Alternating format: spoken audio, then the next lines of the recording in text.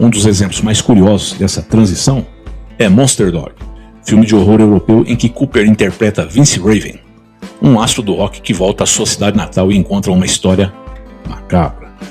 O filme é tipo baixo orçamento, alto charme trash, e Alice topou o desafio de estrelar uma produção totalmente alinhada à sua estética sombria. Ali, ele não aparece apenas como um músico convidado, é protagonista, com cenas que misturam videoclipe e terror B. Para fãs que gostam de ver a persona do palco sendo dramatizada, Monster Dog é quase um documento. Clube do Rock.